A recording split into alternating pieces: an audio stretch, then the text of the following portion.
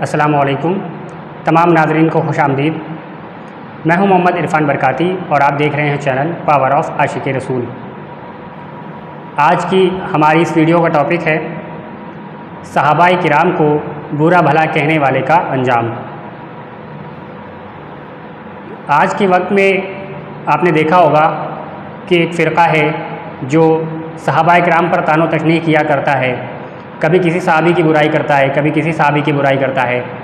اپنی پچھلی ویڈیو میں ہم نے صحابہ کرام کی عظمت کو ثابت کیا تھا اور دلائل کی روشنی میں حدیث کے ساتھ ہم نے اس بات کو ثابت کیا تھا کہ نبی کریم صلی اللہ تعالیٰ علیہ وسلم نے بہت سختی کے ساتھ منع فرمایا ہے کہ کوئی آپ صلی اللہ تعالیٰ علیہ وسلم کے صحابہ پر کلام کرے، آپ کے صحابہ پر تنقید کرے۔ آج کی اس ویڈیو میں ہم انشاءاللہ تعالیٰ آپ کے سامنے کچھ ایسے دلائل پیش کریں گے، کچھ ایسے واقعات پیش کریں گے جو صحابہ کرام کے گستاخی کرنے والوں کے ساتھ اسی دنیا میں عذاب کے طور پر پیش آئے۔ صحابہ کرام کی گستاخی کرنا اتنا بڑا جرم ہے کہ اللہ تعالیٰ نے ان کے گستاخوں کی سزا اس دنیا میں ہی لوگوں کو دکھا دی، اور ایسے بہت سارے واقعات ہو چکے ہیں صحابہ کرام کے گستاخوں کے ساتھ، جس میں اللہ تعالیٰ نے اس گستاخ صحابہ کو لوگوں کے لیے نشان عبرت بنا دیا۔ تو چلیے اس ویڈیو کو شروع کرتے ہیں۔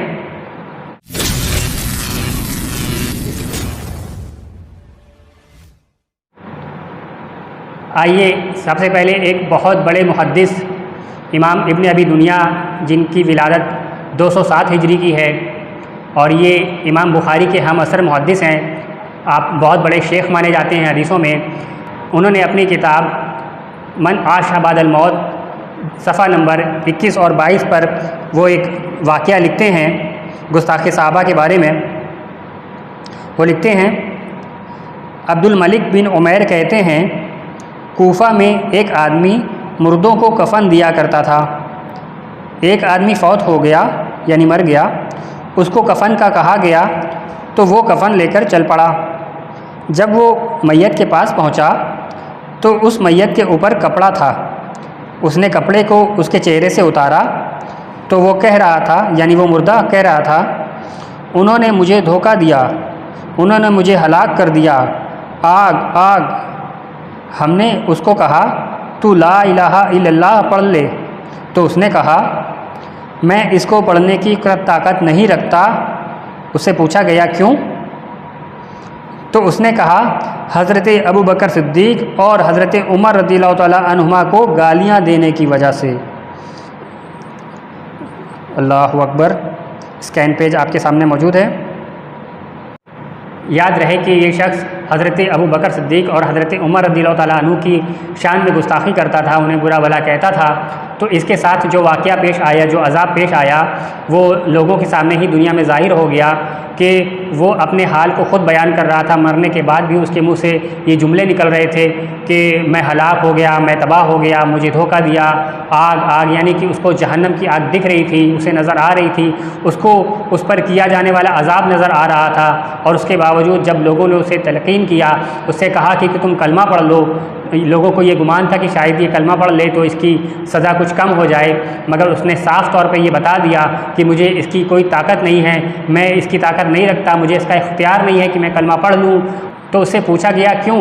آخر ایسا کیا گناہ تھا تمہارا جس کی وجہ سے تم سے کلمہ پڑھنے کی توفیق چھین لی گئی اور تم پر اتنا عذاب دیا جا رہا ہے؟ تو اس نے جواب میں کیا کہا؟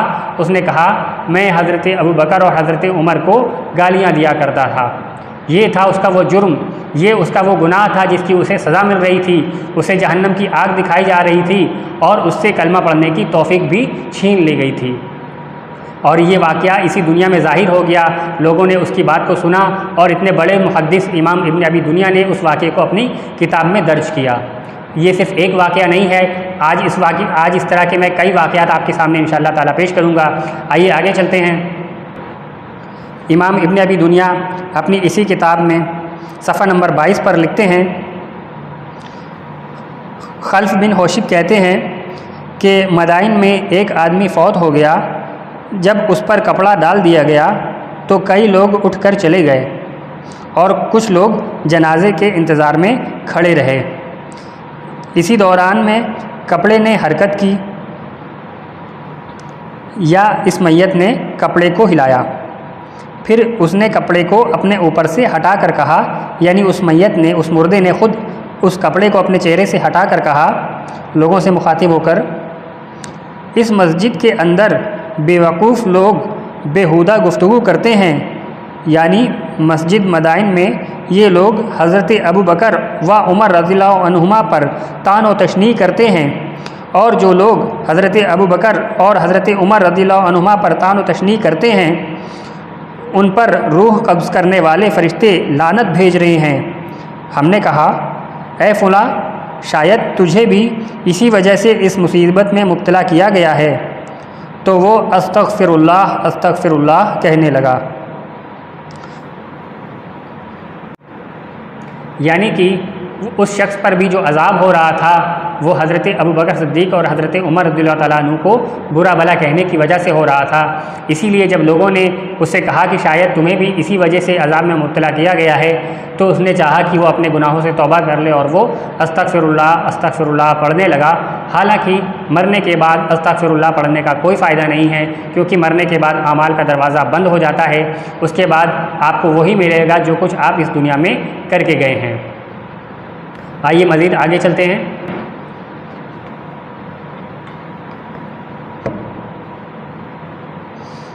امام ابن ابی دنیا اسی کتاب میں آگے لکھتے ہیں، ابو الخصیب کہتے ہیں، میں ایک تاجر تھا، میں نے کسی بھی میت کے بارے میں یہ نہیں سنا تھا کہ اس کو مرنے کے بعد کفن نہ دیا گیا ہو۔ ایک آدمی میرے پاس آ کر کہنے لگا، یہاں پہ ایک مردہ ہے جس کے لیے کفن نہیں ہے۔ تو میں نے اپنے ساتھی سے کہا، ہمارے ساتھ چلو۔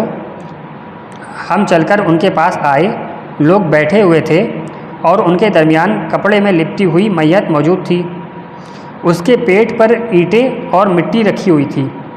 میں نے کہا، تم اس کو غسل کیوں نہیں دیتے؟ انہوں نے جواب دیا، اس کے لیے کفن نہیں ہے۔ میں نے اپنے دوست کو کہا، تو کفن لے آؤ، اور میں خود ان کے پاس بیٹھ گیا۔ ہم بیٹھے ہوئے تھے کہ میت نے اٹھ کر خود اپنے پیٹ سے اینٹیں ہٹائیں اور اٹھ کر بیٹھ گیا اور کہہ رہا تھا، آگ آگ۔ میں نے اس کو کہا، لا الہ الا اللہ پڑھو۔ تو اس نے کہا، یہ اب مجھے کوئی فائدہ نہیں دے گا۔ اللہ تعالیٰ لعنت بھیجے کوفہ کے مشائخ پر جنہوں نے مجھے دھوکے میں رکھا، دھوکے میں ڈال دیا، اور میں اتنا گمراہ ہو گیا کہ حضرت ابو بکر صدیق اور حضرت عمر رضی اللہ تعالیٰ عنہما کو گالی دینے لگا۔ پھر وہ دوبارہ مر گیا، یعنی کہ وہ میت، وہ مردہ شخص دوبارہ سے مر گیا اتنی باتیں کہہ کر۔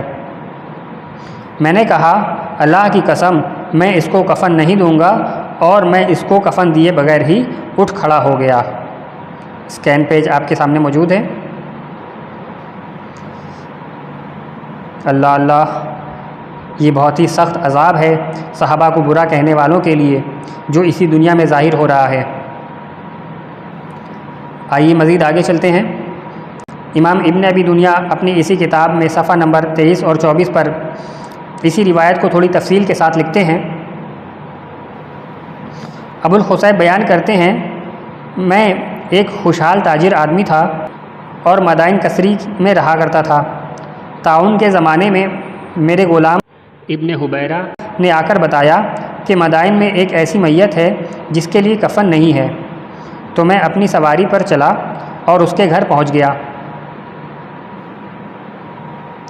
اس میت کے پاس اس کے عزیز و اقارب اور دوست احباب اس کی عبادت اور اس کے فضائل کو بیان کر رہے تھے، یعنی وہ شخص بہت عبادت کرتا تھا اور بہت لوگوں کی نظر میں اچھا بنا ہوا تھا، اور میت کے پیٹ پر اینٹیں رکھی ہوئی تھیں۔ میں نے ایک آدمی کو کفن خریدنے کے لیے بھیجا اور قبر کھودنے کا کہا اور قبر کے لیے اینٹوں کا انتظام کیا۔ جب ہم اس کو غسل دینے کے لیے پانی گرم کرنے لگے تو اچانک مردہ اٹھ کر بیٹھ گیا، اس کے پیٹ سے اینٹیں پھسل گئیں اور وہ صدائیں لگا رہا تھا، ہائے جہنم۔ جب اس کے دوستوں نے یہ معاملہ دیکھا تو اس سے دور ہو گئے۔ ابو الخصیب کہتے ہیں، میں اس کے قریب ہوا اور بازو پکڑ کر جھٹکا دیا اور کہا، تو نے کیا دیکھا ہے اور تیرا کیا حال ہے؟ اس نے کہا، میں کوفے کے مشائخ کی صحبت میں رہا کرتا تھا، انہوں نے مجھے اپنے دین میں داخل کر لیا، یا یہ کہا کہ اپنے نظریے میں شامل کر لیا۔ میں بھی ان کے ساتھ مل کر حضرت ابوبکر اور عمر فاروق رضی اللہ عنہما کو گالیاں دینے لگا اور ان دونوں ہستیوں سے بغض رکھنے لگا۔ راوی کہتے ہیں، میں نے اس کو کہا تو اللہ سے بخشش طلب کر اور اب گالیاں نہ دینا۔ جواباً اس نے کہا، اب تو میں اپنے ٹھکانے میں پہنچ گیا ہوں اور یہ مجھے اب کوئی فائدہ نہیں دے گا۔ جہنم مجھے دکھائی گئی اور کہا گیا، جو کچھ تو نے دیکھا ہے یہ اپنے دوست و احباب کو بتا کر واپس آ۔ ابو الخصیب کہتے ہیں، میں نہیں جانتا کہ اس کی گفتگو مکمل ہوئی ہو، اس سے پہلے ہی وہ اسی پہلی والی حالت میں چلا گیا، یعنی کہ وہ دوبارہ سے مر گیا۔ میں انتظار کرتا رہا حتیٰ کہ کفن لایا گیا تو میں نے اسے لے لیا۔ پھر میں نے کہا، نہ میں اس کو کفن دوں گا اور نہ غسل دوں گا اور نہ ہی میں اس کی نماز جنازہ پڑھوں گا، اور پھر میں ایسے ہی واپس لوٹ آیا۔ اللہ اکبر! کیا آپ نے دیکھا یہ کتنا سخت عذاب ہے کہ ایک مردہ شخص خود مرنے کے بعد واپس زندہ ہو کر کے لوگوں کو صرف یہ بتانے کے لیے آتا ہے۔ اللہ تعالیٰ اس کو صرف لوگوں کو یہ بتانے کے لیے زندگی دے دیتا ہے کہ جاؤ تم لوگوں کو بتا کر کے آؤ کہ تم پر کتنا سخت عذاب ہو رہا ہے، اور یہ بھی بتا کر کے آؤ کہ یہ عذاب کس وجہ سے ہو رہا ہے کہ وہ شخص صحابہ کرام کو گالیاں دیتا تھا، اس نے آ کر کے خود زندہ ہو کر اس بات کا اقرار کیا کہ میں صحابہ کرام سے بغض رکھتا تھا، ان کو برا بھلا کہتا تھا، اور مجھے ایسا کہنے کے لیے کوفہ کے مشائخ نے ابھارا تھا، انہوں نے مجھے اپنے نظریے میں شامل کر لیا تھا۔ یہ کوفہ کے مشائخ کون ہیں؟ یہ کوفہ کے لوگ وہی ہیں جنہوں نے حضرت امام حسین رضی اللہ تعالیٰ عنہ کے ساتھ غداری کی تھی۔ یہ وہی لوگ ہیں جو صحابہ کرام کو برا بھلا کہتے ہیں، جو آج شیعہ اور رافضی کے نام سے جانے جاتے ہیں۔ حقیقت میں یہ رافضی ہیں لیکن یہ خود کو شیعہ کہتے ہیں۔ آپ ایسے لوگوں کی صحبت سے خود کو بہت دور رکھیں، اپنے آپ کو بچائیں، کیونکہ یہ کبھی بھی آپ کو گمراہ کر دیں اور آپ کو پتہ نہ چلے، خدا نہ خواستہ آپ ان سے دور رہیں۔ آئیے اس تعلق سے کچھ اور بھی روایتیں سن لیتے ہیں، کچھ اور واقعات سنتے ہیں۔ علامہ ابن قیم الجوزیہ جو کہ ابن تیمیہ کے شاگرد ہیں، وہ اپنی کتاب الروح میں صفحہ نمبر 544 اور 45 پر حضرت ابوبکر صدیق اور حضرت عمر فاروق رضی اللہ عنہما کو برا بھلا کہنے والوں کے بارے میں ایک واقعہ لکھتے ہیں۔ بعض سلف کا بیان ہے کہ میرا ایک ہمسایہ یعنی پڑوسی حضرت ابوبکر اور حضرت عمر رضی اللہ عنہما کو گالیاں دیا کرتا تھا۔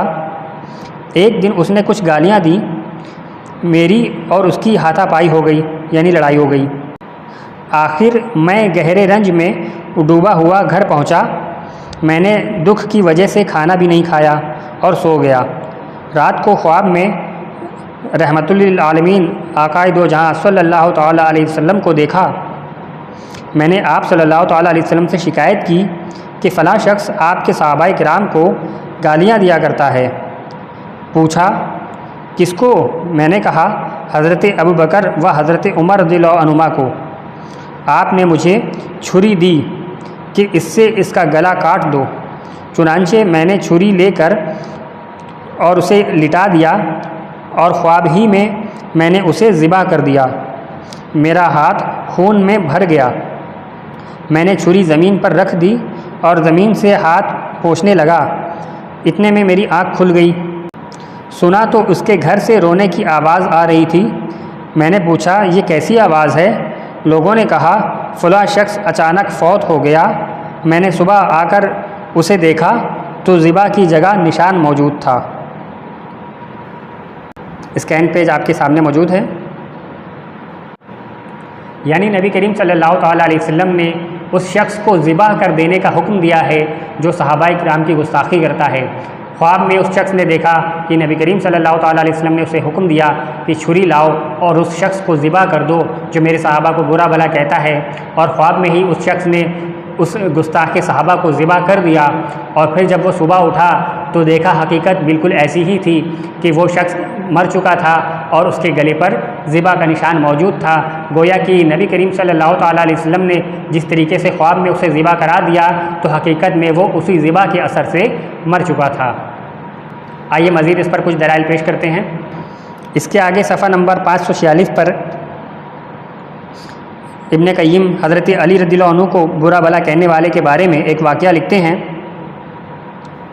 ایک کرشی شیخ کا بیان ہے کہ میں نے شام میں ایک شخص دیکھا جس کا آدھا چہرہ سیاہ یعنی کالا تھا، وہ اسے چھپا کر رکھتا تھا۔ میں نے اس سے اس کی وجہ پوچھی تو کہنے لگا، میں نے اللہ تعالیٰ سے یہ وعدہ کر لیا تھا کہ مجھ سے اس کے بارے میں جو بھی سوال کرے گا اسے میں ضرور بتاؤں گا۔ میں حضرت علی رضی اللہ عنہ کو بہت برا کہتا تھا۔ ایک رات میں نے خواب میں دیکھا کہ مجھ سے کسی نے آ کر کہا، تو ہی مجھے برا کہتا رہا ہے۔ پھر اس نے میرے منہ پر تھپڑ مارا۔ صبح کو جب میں اٹھا تو جہاں تھپڑ پڑا تھا وہ جگہ سیاہ ہو چکی تھی یعنی کالی ہو چکی تھی، اور اب تک وہ سیاہ ہے۔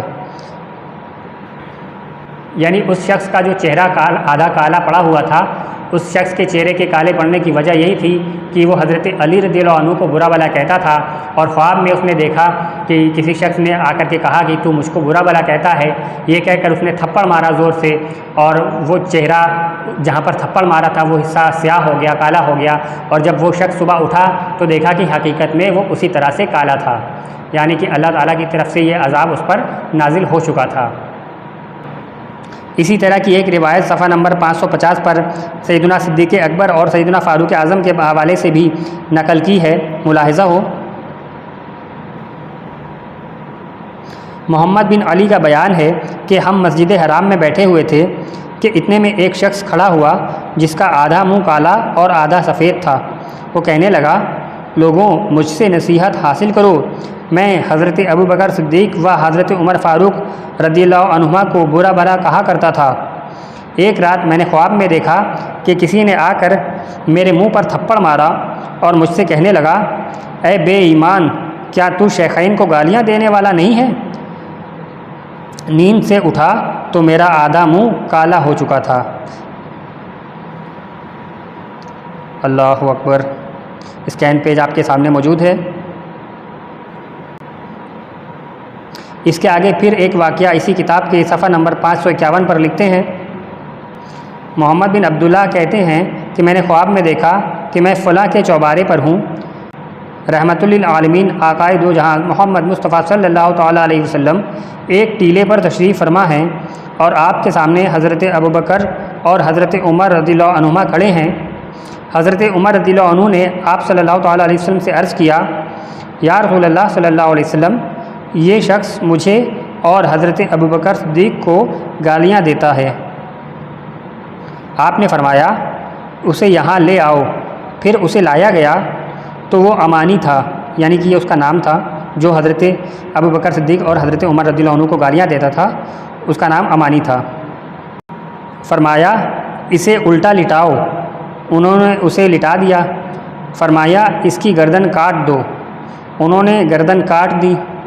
آخر اس کی چیخوں سے میں جاگ گیا۔